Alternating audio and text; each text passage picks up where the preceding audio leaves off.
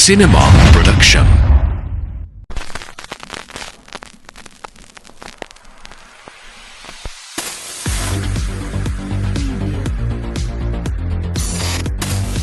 Ibu, Abu me tadi sini cinema TV tulis gini na bisa berdua bersama sama ni. Itu ada tapi tek karena karena orang lain family cinema Jundaya team mereka. Jundaya. Ila kedino Henjaya Khandayama. Henjaya. Menna Jundaya team mereka labena. පළවෙනි ප්‍රශ්නය. ගෙඩිත් නැති, මලුත් නැති, කොළත් නැති මුලක් තියෙන ගහ මොකද්ද?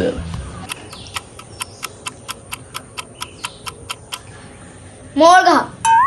නියම. පිළිතුර නිවැරදි. ඉතින් අපි රුපියල් 1ක් ඔබලාගේ ශේෂයට බැර කරනවා පසුව. මෙන්න හෙන්චයියා ටීම් එකට ලැබෙන ඔබලාගේ පළවෙනි ප්‍රශ්නය.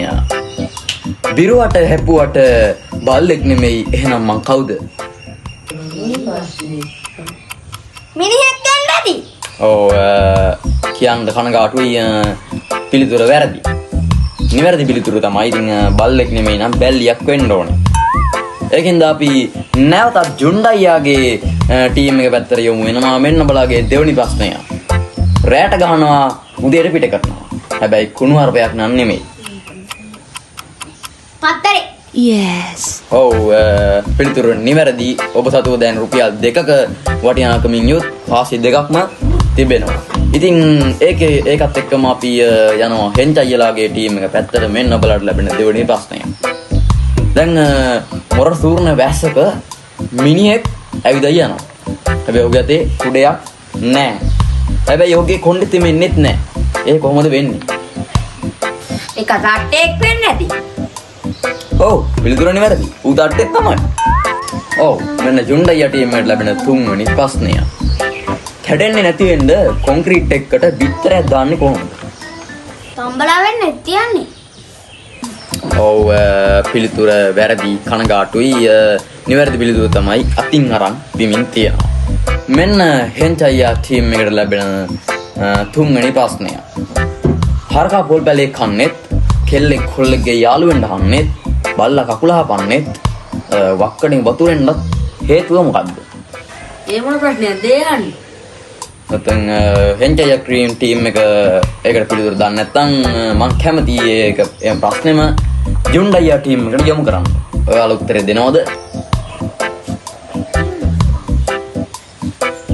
අපි දන්නේ නැහැ. ඔව් කනගාටුයි. ටීම් දෙකටම බැරි වුණා උත්තර දී ගන්න. නිවැරදි පිළිතුර තමයි හරකා පොල් පැලේ කන්නේ ඌ බැඳලා නැති හින්දා. ඉතින් කොල්ලා කෙල්ලගේ පස්සෙන් එන්නෙත්, බල්ලා අපිව කන්නෙත්, වක්කඩින් වතුර එන්නෙත් බැඳලා නැති හින්දා. ඒක තමයි නිවැරදි පිළිතුර. ඉතින් මෙන්න නැවතත් ජුන්ඩයියා ටීම් එකට එන හතරවෙනි ප්‍රශ්නය. රෝහලකදී පළ දෙන කර්මය කුමක්ද? ශල්‍ය කර්මය. ඔව් පිළිතුර නිවැරදි. දැන් ජුන්ඩයියා ටීම් එක සතුව රුපියල් 3ක මුදලක් ශේෂයේ තියෙනවා. ඉතින් මෙන්න හෙන්චයියා ටීම් එකට ලැබෙන හතරවෙනි ප්‍රශ්නය. මාසේ පොයේ දවසක කාර් එකක් ලයිට් නිමාගෙන යනවා. ඉතින් පාරේ යනකොට ඉබ්බෙක් පාර හරහා මාරු වෙනවා. ඉතින් රියුදුරයි දකින්නවා. කොහොමද දකින්නේ? මන් දන්නවා. කාර් එක යන්නේ දවල් වෙන්නද? ඔව් පිළිතුර නිවැරදි. මම කොයිම අවස්ථාවකවත් කිව්වේ නෑනේ කාර් එක යන්නේ රෑ කියලා. කාර් එක ගියේ දවල් තමයි. ඉතින් ඔබ සතුව දැනට රුපියල් 2ක මුදලක් පවතිනවා. ඉතින් මෙන්න ජුන්ඩයියා ටීම් එකට ලැබෙන පස්වෙනි ප්‍රශ්නය රුපියල් 4ක ප්‍රශ්නය. අතගාලා කෙලින් කරනවා, කෙල ගාලා ඇතුල් කරනවා. ඒ මොකද්ද? ඕක සුළු ප්‍රශ්නයක්. ඉදි කටන නූල දාන. ඔව් පිළිතුර නිවැරදි. ඉදි කටන නූල දානවා තමයි. ඔබ සතු දැන් රුපියල් 4ක වටිනාකමින් යුත් රුපියල් 4ක් පවතිනවා.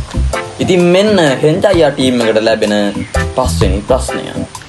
අපේ මුත්තා සීයාට කිව්වා, සීයා තාත්තට කිව්වා, තාත්තා එක මට කිව්වා, මං එක මගේ පුතාට කිව්වා, මගේ පුතාත් දවසක යාගේ පුතාට කියයි. ඒ මොකද්ද? පණිවිඩය. ඔව් කනගාටුයි. පිළිතුර වැරදි. නිවැරදි පිළිතුර තමයි අපේ මුත්තා සීයාට කිව්වත් පුතා කියලා. ඉතින් සිය තාත්තට කිව්වෙත් පුතා කියලා, අපේ තාත්තා මට කිව්වෙත් පුතා කියලා, මං පුතාට කියන්නේ පුතා කියලා, මගේ පුතා යාගේ පුතාට කියන්නේ පුතා කියලා. මෙන්න ජොන්ඩයියා ටීම් එකට ලැබෙන 6 වෙනි ප්‍රශ්නය රුපියල් 5. ක්‍රිකට් ක්‍රීඩකයන් අතර ජනප්‍රියම ටෙලි නාට්‍ය කුමක්ද?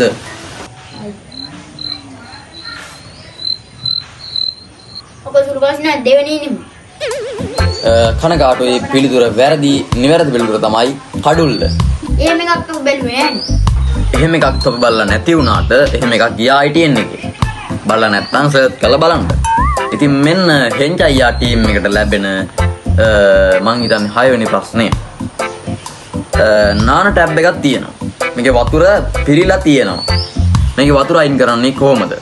1 කෝප් එකකින්, 2 හැන්දකින්, 3 බාල්දියකින්. බාල්දිය. පිළිතුර වැරදි. නිවැරදි පිළිතුර තමයි බාත් ටබ් එකේ තියෙනවා ඇබයක්. අන්න එක අයින් කරා නම් ඔක්කොම වතුර ටික එකපාර යනවා. සරලයි. ඉතින් මෙන්න ජොන්ඩයියා ටීම් එකට ලැබෙන 7 වෙනි ප්‍රශ්නය. කුකුල් ගොවිපලක කුකුල්ලෝ 10ක් ඉන්නවා. දවසට එක ගානේ දැම්මොත් බිත්තර මාසෙකට කීයක් දානවද? 31ක්. පිළිතුර වැරදි. මොකද කුකුල්ල බිත්තර දාන්නේ නැහැ. සාමාන්‍ය දැනීම නම් බිඳුවයි. ඊයා උඹලගේ සාමාන්‍ය දැරීම නම් චුට්ටක්වත් නෑනේ. බිඳුවයි. අනේ හෙන්චයි කප්පලයන් බයන්නේ. හරි කියලා ගන්න එපා සහෝදරවරුනි. මෙන්න හෙන්චයියා ටීම් එකට ලැබෙන 8 වෙනි ප්‍රශ්නය. යමෙකුට දුන් පසු නැවතත් අපිට ලැබෙන රිදෙන දේ මොකද්ද? කනේ පාර. ඔව් පිළිතුර නිවැරදි. ඉතින් මෙන්න ජොන්ඩයියා ටීම් එකට ලැබෙන 8 වෙනි ප්‍රශ්නය. රැට ඔබ කියන දේ මම අහනවා. උදේට මම ඒක කරනවා. ඒත් හැමදාම මම ඔබෙන් බැරණුත් අහනවා. මොකද්ද ඒ? එලාම්. ඔව් පිළිතුර නිවැරදි. පිළිතුර නිවැරදි තමයි එලාම් එක. ඉතින් මෙන්න හෙන්චයියා ටීම් එකට ලැබෙන 9 වෙනි ප්‍රශ්නය. කුලන් දෙන්න මං ජීවත් වෙන්නම්, වතුර දෙන්න මං මැරෙන්න. එහෙනම් මං කවුද? ගින්දර. පිළිතුර නිවැරදි. පිළිතුර තමයි ගින්දර. මෙන්න ඊළඟට මේ අවසාන අදියර තමයි අපේ වැඩසටහන යන්නේ. ඉතින් මෙන්න ජොන්ඩයියා ටීම් එකට ලැබෙන 9 වෙනි ප්‍රශ්නය. ගස් දෙකක් තියෙනවා. ඒ ගස් දෙකටම ලෙඩ. මොකක්ද ඒ ගස් දෙක? කොහමද ඇඟි යන්නේ නම් උත්තරේ දී ගන්න බැරි වෙන බවක්. ඔයාලා කැමතිද 50-50 අවස්ථාව ගන්න? ඔව් ඔව් අපි කැමති. එහෙනම් මෙන්න. ඔඩේ කොයි බං? හරි. ඔකට තමයි 50-50 කියන්නේ. දෙන්නේ නැති වුණා. දැන් ඔබට පුළුවන් තනින් උත්තර දෙන්න. උත්තර දෙනවද? මං කොහොමද තනින් උත්තර දෙන්නේ? මං දන්නේ නැහැ. ඊයා! ජොන්ඩයියා අනිත් දැන් උත්තර තියාගන්න බෑ. ජොන්ඩයියා උත්තරයක් තියාගන්න බෑ ජොන්ඩයියා.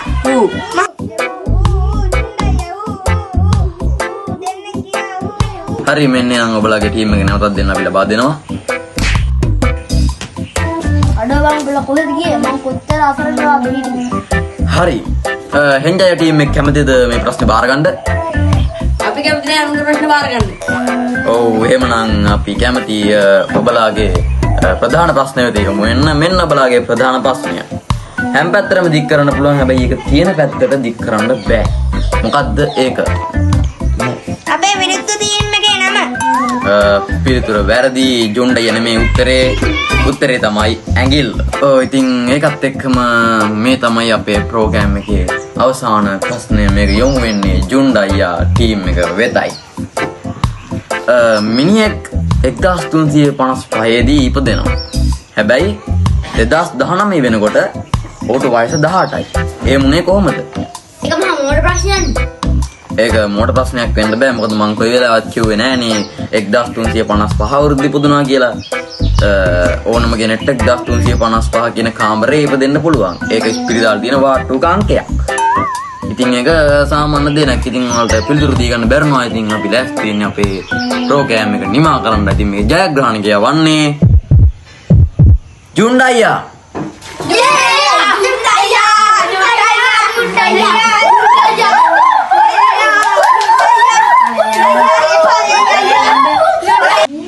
ඉතින් අපි නැවතත් සෙනසුරාදා දිනයක හමු වෙන තුරු ගිහින් එන්නම්. මේ තමයි සිනමා ටීවී තුලින් ගෙන එන විශ්වපතියෝ වැඩසටහන අයිබෝවන්